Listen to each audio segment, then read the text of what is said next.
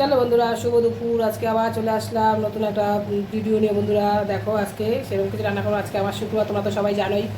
দেখো, বেগুন ভেজেছি আর সোয়াবিন আলু একসঙ্গে কষিয়ে রান্না করবো। আর এদিকে দেখো, নিরামিষ তরকারি একটা বসিয়েছি।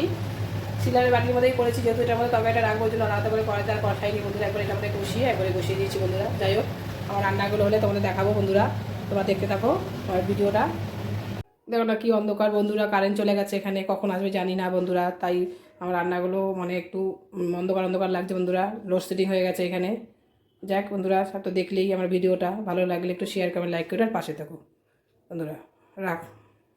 হ্যালো বন্ধুরা, চলো আমার রান্না হয়ে গেছে। তোমার তো বলেছি যে রান্না করে দেখাবে, যে বেগুন ভাজা, নিম পাতার বেগুন দিয়ে ভাজা করেছি। আর দেখো, এই যে সয়াবিন করেছি। আর এদিকে এই যে নিরামিষ তরকারি বলছিলাম, দেখো। আর এদিকে এই যে গরম গরম ভাত। এই যে আমার রান্না হয়ে গেছে বন্ধুরা। রান্নাগুলো কেমন হয়েছে ভালো লাগলে শেয়ার, কমেন্ট, লাইক করো, পাশে থেকো বন্ধুরা। দেখো, এই যে আমার ভিডিওটা আমি এখানে শেষ করলাম।